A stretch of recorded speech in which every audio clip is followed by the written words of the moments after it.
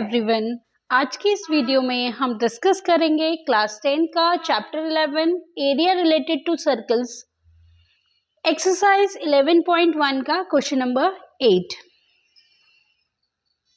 तो देखते हैं क्वेश्चन नंबर 8 क्या है हमारे पास। क्वेश्चन नंबर 8 हमारे पास है a horse is tied to a peg at one corner of the square shaped grass field of side 15 meter by the means of 5 meter long rope.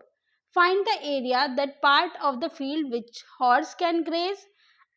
Second part में हमें find करना है the increase in grazing area if the long were 10 meter long instead of 5 meter. तो इस question में हमें दिया हुआ है कि एक हॉर्स है जो कि स्क्वायर शेप जो ग्रास फील्ड है, जो कि हमें कुछ इस तरीके से, आप जैसे कि बुक में भी देख सकते हैं, हमें एक स्क्वायर शेप का फील्ड दिया हुआ है और ये जो है हमारा ग्रास फील्ड है, इसके एक कोने में हॉर्स को बांधा हुआ है और हमें बताना है कि जो सबसे पहले देख लेते हैं कि क्या हमें क्या क्या हमें गिवन है। इसमें हमें गिवन है स्क्वायर की जो साइड है वो 15 मीटर है और बोला है कि हॉर्स को एक कोने में बंधा हुआ है हॉर्स, और उसकी जो रोप है उसका जो लेंथ है वो है 5 मीटर। तो 5 मीटर लॉन्ग रोप से हॉर्स को बांधा हुआ है। तो पहले पार्ट में जो हमें फाइंड करना है, हमें फाइंड करना है कि हॉर्स कितने एरिया को ग्रेज कर सकता है, कितने एरिया में वो चढ़ सकता है, ग्रेज कर सकता है।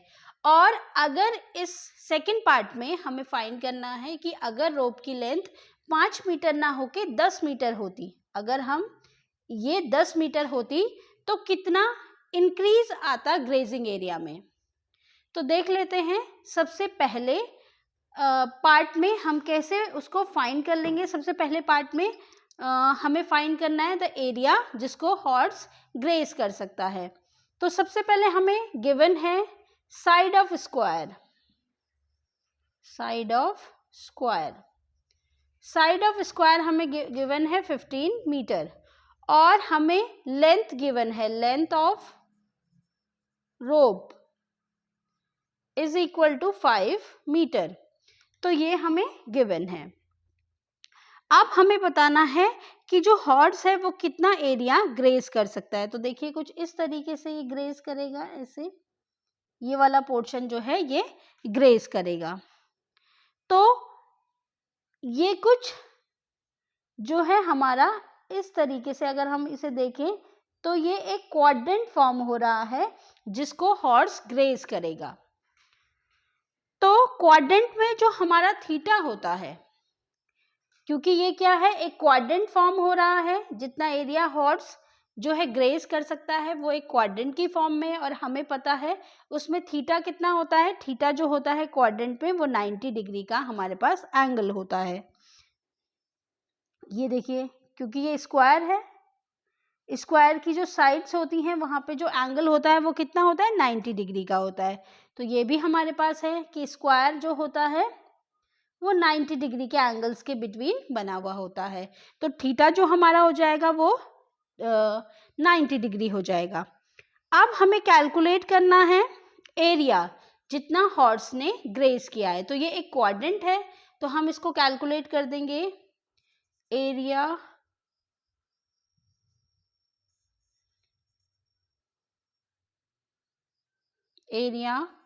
हॉर्स, सॉरी एरिया, हम इसको ऐसे लिख लेते हैं, area of field horse can graze. ये हमारे पास हो जाएगा क्योंकि ये क्वाड्रेंट की फॉर्म में है तो ये हो जाएगा pi R square upon 4। Pi R square upon 4 हो जाएगा तो वैल्यूज को पुट कर लेंगे हम। पाई की वैल्यू हमारे पास हो जाएगी 22/7, आर हमारे पास ये है 5 अपॉन 4, तो ये इधर चला जाएगा, न्यूमिनेटर जो है डिनोमिनेटर के साथ मल्टीप्लाई हो जाएगा। तो ये हो जाएगा 22 इंटू 25 अपॉन 7 इंटू 4 मल्टीप्लाई कर देंगे। ये सब हमारा आएगा मीटर स्क्वायर में, क्योंकि जो हमारी यूनिट्स है वो मीटर में है, तो ये मीटर स्क्वायर में आएगा। अब हम मल्टीप्लाई कर लेते हैं, तो देखिए मल्टीप्लाई करने के बाद हमारे पास कितना आएगा, 22 into 25, 22 multiplied by 25 divided by 28, तो ये हमारे पास हो जाएगा कुछ 22 इंटू 25 550 मीटर स्क्वायर अपॉन 28। तो इसको हम 550 को जो है डिवाइड कर देंगे 28 से, तो हमारे पास जो आंसर होगा वो होगा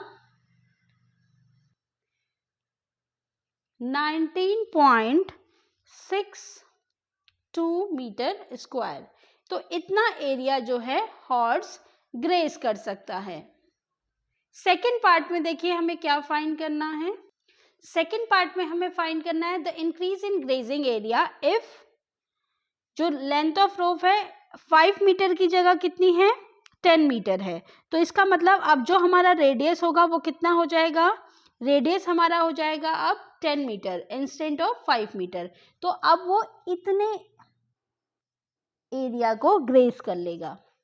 अब जब इतने एरिया को ग्रीस करेगा तो हमें इस वाले पोर्शन को फाइंड करना है कि कितना इंक्रीज हुआ है। तो जो भी हम एरिया कैलकुलेट करेंगे उससे माइनस कर देंगे वो पहला वाला एरिया जब रस्सी की जो लेंथ थी वो 5 मीटर थी।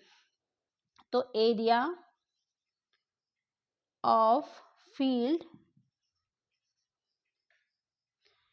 Horse can graze when length of रोप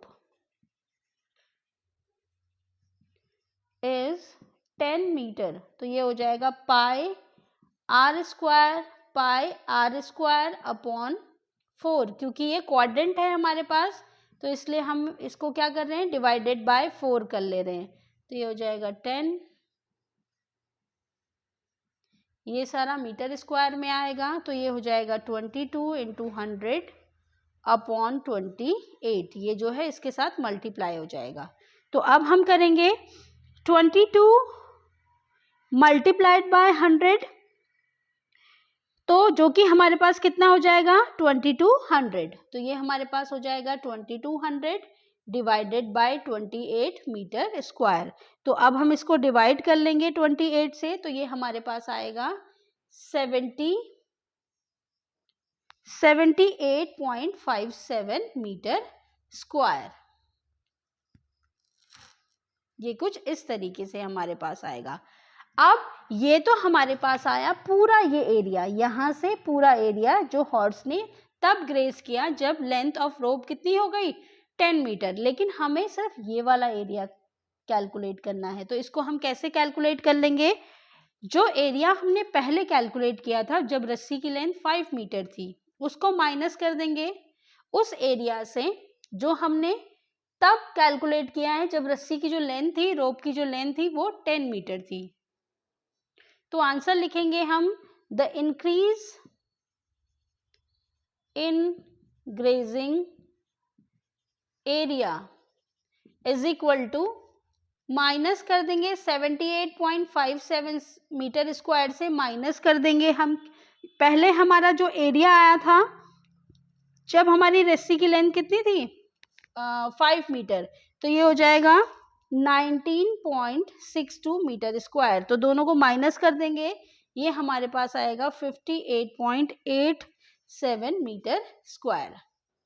तो ये हमारा होगा एरिया तब इंक्रीज इन एरिया जब रस्सी की लेंथ 5 की जगह 10 मीटर हो गई थी। तो this is increase in grazing area.